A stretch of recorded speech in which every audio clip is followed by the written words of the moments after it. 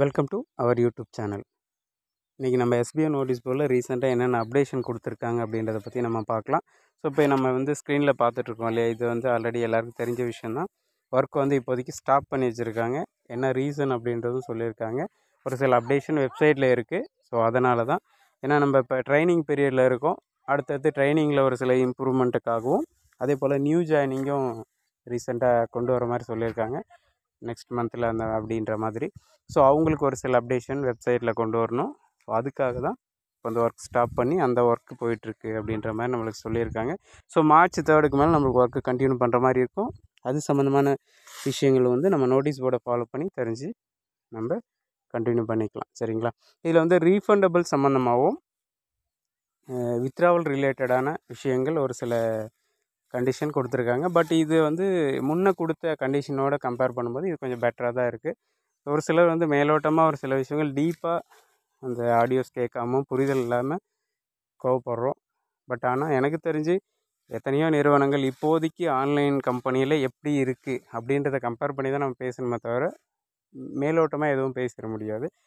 இப்போ இருக்கிற காலகட்டத்தில் ஒரு நிறுவனத்தில் நம்ம ஒரு அமௌண்ட்டை பே பண்ணிட்டோம், எங்களால் ஒர்க் பண்ண முடியல, அது தெரியல அப்படின்ட்டு நம்ம வெளியே வரோன்னா அந்த அமௌண்ட்டை, நம்ம பே பண்ண அமௌண்ட்டை ரிட்டன் கொடுக்குற கம்பெனி அப்படின்றது எனக்கு தெரிஞ்சு இங்கே மட்டும்தான். வேறு எங்கேயும் நான் வாங்கினத மாதிரி தெரியல. ஏன்னா இது எஸ்பிஓவில் ஜாயின் பண்ணாததுக்கு முன்னே நிறைய நிறுவனங்கள் நான் கேள்விப்பட்டிருக்கோம், பார்த்துருக்கோம். சரிங்களா? ஸோ இது கொஞ்சம் எஸ்பிஓ கொஞ்சம் முன்ன பின்ன லேட் ஆனாலும் அந்த லாஸ் இல்லாமல் நம்ம பே பண்ண அமௌண்ட்டு நம்மளுக்கு கிடைக்கிது. சரியா? இது நம்ம கரெக்டான அந்த இன்ஸ்ட்ரக்ஷனை ஃபாலோ பண்ணி நம்ம எடுத்துக்கிறது நம்ம கையில் தான் இருக்குது.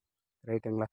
இதில் பார்த்திங்கன்னா ரீஃபண்டபிள் யாரெல்லாம் கொடுத்துருக்காங்களோ அவங்க பிளாக் ஆன ஐடிஸு, அப்புறம் பார்த்திங்கன்னா ஒர்க் பண்ணாமல் ஐடி ஆட்டோமேட்டிக்காக சஸ்பெண்ட் ஆகிருக்கும். அந்த மாதிரியான கேட்டகரியில் இருக்கிற எல்லா ஐடிஸ்க்குமே ஒரு ஃபார்ம் ஒன்று வரும். அது 1 or 2 டேஸில் மேக்ஸிமம் மண்டே நாளைக்கு வரும்னு சொல்லியிருக்காங்க.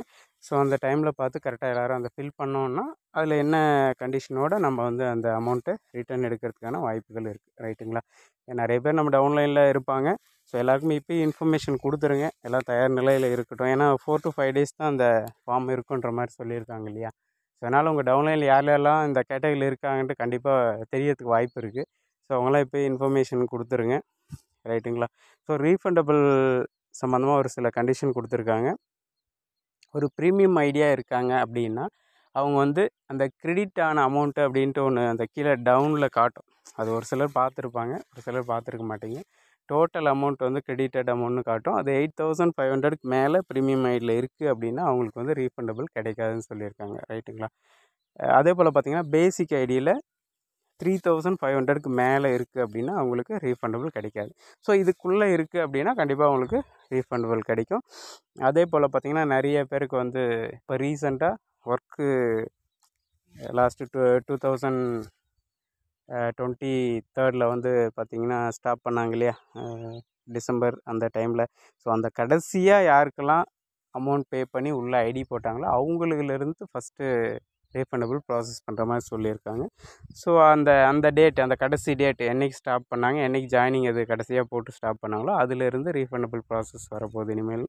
ஸோ அது கரெக்டாக நீங்கள் பார்த்து அவங்கவுங்க இன்ஸ்ட்ரக்ஷனை ஃபாலோ பண்ணி அவங்கவுங்க அமௌண்ட்டை கரெக்டாக நம்ம எடுத்துக்கலாம். மற்றபடி யாரையும் டிஸ்டர்ப் பண்ணாமல் நம்ம ஃபாலோ பண்ணோம்னா கண்டிப்பாக நம்மளுக்கான அமௌண்ட்டு அந்த டைமில் கிடச்சிரும். ரைட்டுங்களா? அடுத்து பார்த்திங்கன்னா வித்ட்ராவல் ரிலேட்டடாக ஒரு சில கண்டிஷன் இருக்குது. அதுவும் கூட பெட்டராக தான் இருக்குது. இப்போதைக்கு ஆக்டிவில் இருக்கணும் அவங்க.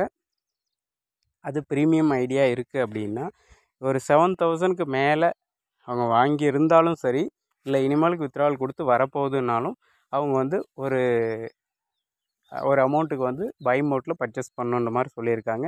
அந்த அமௌண்ட் எவ்வளோ இருக்குன்னா ஒரு 2,000லேருந்து 2,500க்குள்ளே தான் இருக்கும். அது எவ்வளோன்றது கிட் ரெடி பண்ணிவிட்டு நம்மளுக்கு இன்ஃபர்மேஷன் கொடுப்பாங்க. சரிங்களா? அந்த கிட்டுக்குள்ளே என்னென்ன மாதிரியான ப்ராடக்ட் இருக்குன்றதும் நம்மளுக்கு தகவல் நம்ம நோட்டீஸ் போர்டில் கொடுப்பாங்க. ரைட்டுங்களா? இது ப்ரீமியம் ஐடிக்கு. ஸோ பேசிக் ஐடிக்கு இன்னும் உறுதியாக சொல்லல, அதுக்கான ஆப்ஷன் கன்ஃபார்ம் பண்ணிவிட்டு சொல்கிறேன்னு இருக்காங்க. பட் ப்ரீமியம் பேசிக் ரெண்டுத்துக்குமே காமனாக 7,000 மேலே அவங்க பேமெண்ட் வாங்கியிருக்காங்கன்னா அவங்க கம்பல்சரி பர்ச்சேஸ் பண்ணுற மாதிரி இருக்கும்னு சொல்லியிருக்காரு. பட் அது இந்த கன்ஃபர்மேஷன் 1 or 2 டேஸில் சொல்கிறேன்னு இருக்காங்க. பட் ப்ரீமியம் ஐடிக்கு கன்ஃபார்ம். சரிங்களா? ஸோ பேசிக்கு மட்டும் தான் இன்னும் கன்ஃபார்ம் பண்ணலை. ஸோ வெயிட் பண்ணி 1 or 2 டேஸில் நம்ம அந்த கன்ஃபர்மேஷன் தெரிஞ்சுக்கலாம்.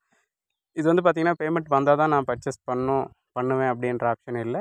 பேமெண்ட் வரதுக்கு முன்னாடியே நம்ம வந்து அமௌண்ட் அரேஞ்ச் பண்ணி வாங்குற மாதிரி இருக்கும்.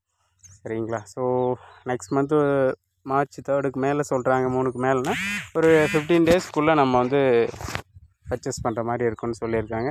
ஸோ அதுக்கு தகுந்த மாதிரி ப்ரிப்பேராக நம்ம இருந்துக்கிறது நல்லது. சரிங்களா? அதே போல் பார்த்திங்கன்னா ஆல்ரெடி பை மோட்டில் பர்ச்சேஸ் பண்ணவங்க பர்ச்சேஸ் பண்ணுற மாதிரி இருக்காதுன்ற ஆப்ஷனும் முன் வச்சுருக்காரு. அதே போல் கூப்பன் பர்ச்சேஸ் பண்ணுறவங்களுக்கு என்ன ஆப்ஷன், கூப்பன் பர்ச்சேஸ் பண்ணவங்களும் இது பொருள் பர்ச்சேஸ் பண்ணணுமா இல்லையான்றதும் 1 or 2 டேஸில் அப்டேஷன் கொடுக்குறேன்னு சொல்லியிருக்காங்க. ஸோ வெயிட் பண்ணி நோட்டீஸ் போர்டை ஃபாலோ பண்ணோம்னா அந்த தகவல் நம்ம தெரிஞ்சுக்கலாம். சரிங்களா? ஸோ நெக்ஸ்ட்டு பார்த்தீங்க அப்படின்னா ஜென்ரலாக வந்து நியூ ஜாயினிங்கும் வரப்போகுதுன்னு சொல்லியிருக்காங்க. இந்த மந்த்தோ இல்லை நெக்ஸ்ட் மந்த்தோ வரதுக்கான வாய்ப்புகள் நிறையா இருக்குது. ஸோ அது ரிலேட்டடும் சொல்லியிருக்காங்க. பட் நியூவாக வர ஒரு பர்சன் வந்து எந்த மாதிரி ஒரு நாலேஜபிளாக இருக்கணுன்றதும் சொல்லியிருக்காங்க. பேசிக்காக வந்து இன்டர்நெட் நாலேஜ் இருந்தால் போதும்னு இருக்காங்க.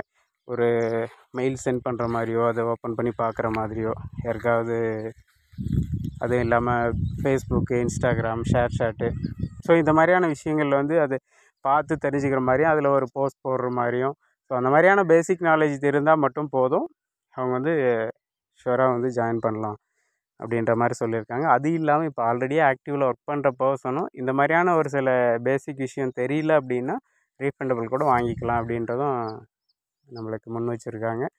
ஸோ இது எந்த கேட்டகரியில் நம்ம இருக்கோம் அப்படின்றத ஆடியோ பார்த்து அவங்கவுங்க தெரிஞ்சுக்கலாம்.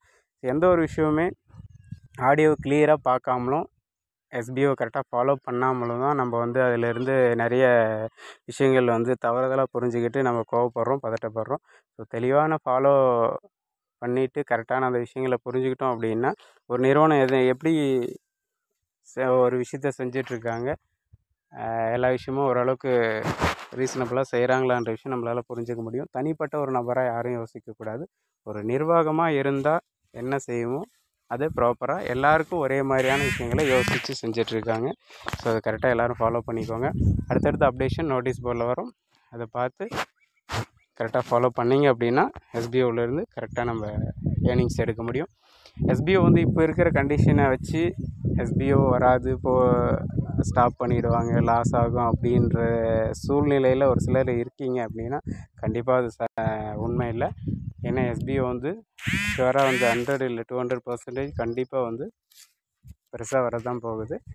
ஸோ நம்பிக்கையோடு கரெக்டாக இந்த நோட்டீஸ் போர்டு இன்ஸ்ட்ரக்ஷனை ஃபாலோ பண்ணி செஞ்சீங்க அப்படின்னா ஃப்யூச்சரில் உங்களுக்கு நல்ல ஒரு இன்கம் ரெகுலராக பார்க்க முடியும் அப்படின்றது உறுதியாக சொல்கிறேன். ஸோ கரெக்டாக ஃபாலோ பண்ணிக்கோங்க. அடுத்தடுத்த அப்டேஷன் நோட்டீஸ் போர்டு ஃபாலோ பண்ணுங்கள். Okay, thank you.